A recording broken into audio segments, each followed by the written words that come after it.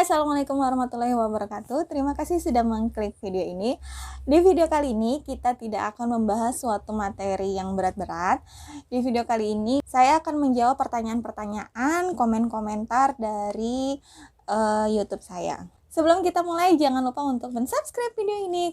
Karena di video ini saya akan memberikan informasi kesehatan ginjal dan juga cuci darah setiap minggunya. Dan jangan lupa untuk membagikan video ini ke semua media sosial yang kalian punya. Jadi tunggu apa lagi? Langsung subscribe.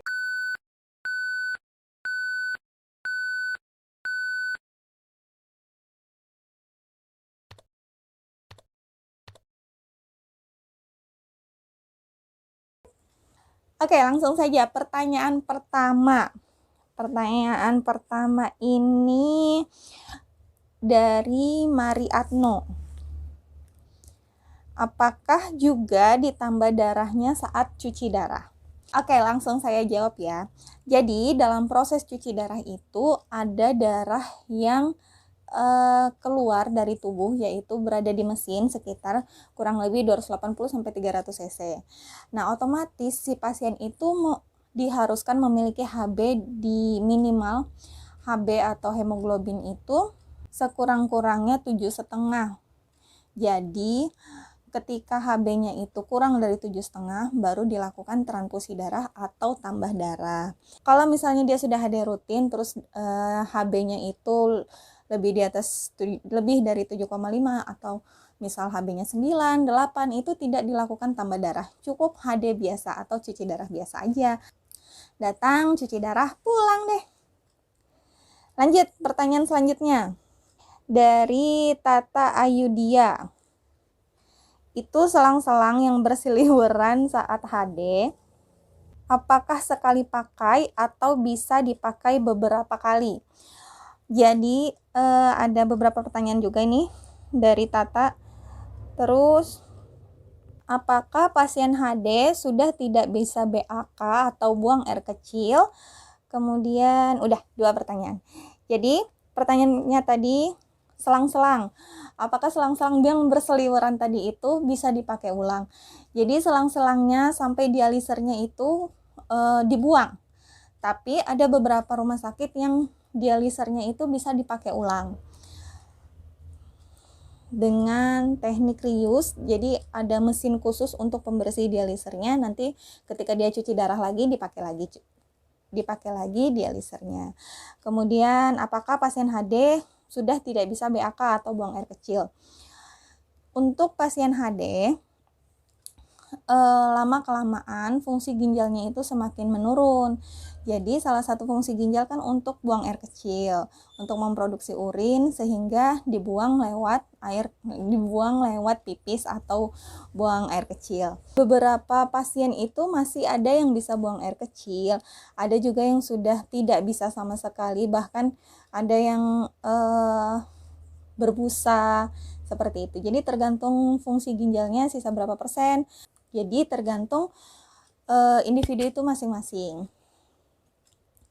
Lanjut. Maaf, ini dari DRS Style. Maaf aku telat nanya. Baru-baru ini ibuku divonis agar cuci darah karena ginjal. Untuk saat ini dokter bilang selamanya bukan sementara. Bagaimana menurut kakak? Oke, jadi penyebab ginjal itu bisa kita prediksi ke depannya dia bakal cuci darah selamanya atau sementara. Biasanya itu 3 faktor penyebab terpopuler gitu, yaitu karena penyebabnya itu diabetes mellitus atau kencing manis, kemudian karena darah tinggi, dan yang terakhir adalah batu ginjal yang lambat tertangani. Kalau misalnya ibu dari DR Style ini memiliki faktor penyebabnya itu dari salah satu 3 itu, berarti kemungkinan benar itu cuci darahnya untuk selamanya. Jadi keluarga dan si pasien atau si ibu juga harus berbesar hati, harus semangat untuk cuci darah. Lanjut dari Umi Salamah. Nurse mau tanya, kalau misal telat cuci darah, efek yang terjadi pada tubuh seperti apa ya? Jadi efek pada tubuh yang mengalami telat cuci darah itu sudah saya jelaskan di video-video saya. Namun ini saya singgung sedikit aja ya. Jadi ketika orang telat cuci darah, otomatis dia akan mengalami keterlambatan pembuangan racun, keterlambatan pembuangan air sisa metabolisme tubuh. Jadi otomatis ketika terlambat dan dia menumpuk di badan, efek sampingnya adalah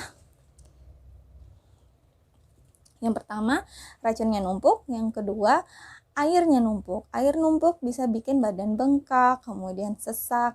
Kalau racun yang numpuk bisa membuat gatal di badan, bisa membuat mual muntah. Bahkan jika racunnya itu menumpuk terus sampai ke otak, itu bisa membuat penurunan kesadaran, yaitu kalau bahasa gampangnya bisa bikin koma gitu.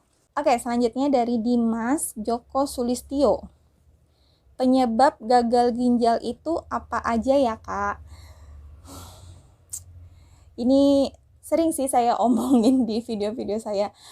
Penyebab gagal ginjal itu adalah asal muasalnya pola hidup.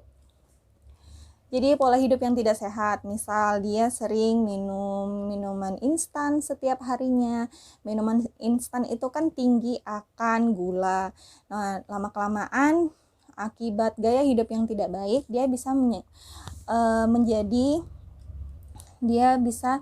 menjadi diabetes mellitus atau kencing manis. Ketika kencing manisnya itu tidak terkontrol, lama-kelamaan si diabetes ini akan mengalami komplikasi. Jadi komplikasinya itu bisa ke arah ginjal. Jadi pasien itu akan menjadi pasien cuci darah. Atau dia memiliki keturunan diabetes, keturunan hipertensi atau darah tinggi. Nah, itu dia harus menerapkan betul-betul gaya hidup sehat supaya dia tidak mengalami hal yang sama.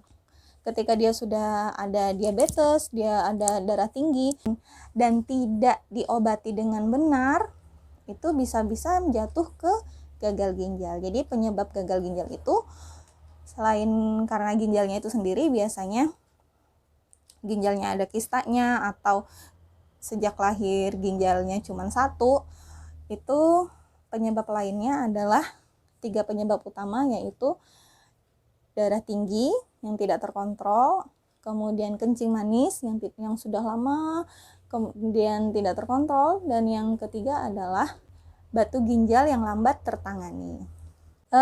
Pertanyaan terakhir, Mbak Ica penyandang GGK juga atau pendamping?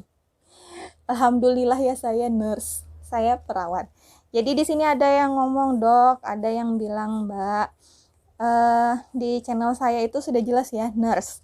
Nurse itu adalah suatu gelar profesi untuk seorang perawat. Oke.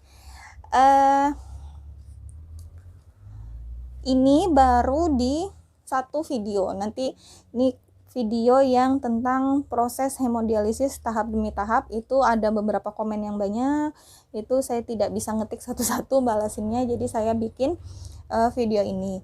Nah, untuk pertanyaan-pertanyaan lain yang belum terjawabkan, nanti akan saya bikinkan videonya. Oke, cukup sekian. Kalau ada salah saya mohon maaf. Kalau ada masih pertanyaan yang ingin ditanyakan, silahkan tulis di kolom komentar. Terima kasih sudah menonton video ini. Wassalamualaikum warahmatullahi wabarakatuh.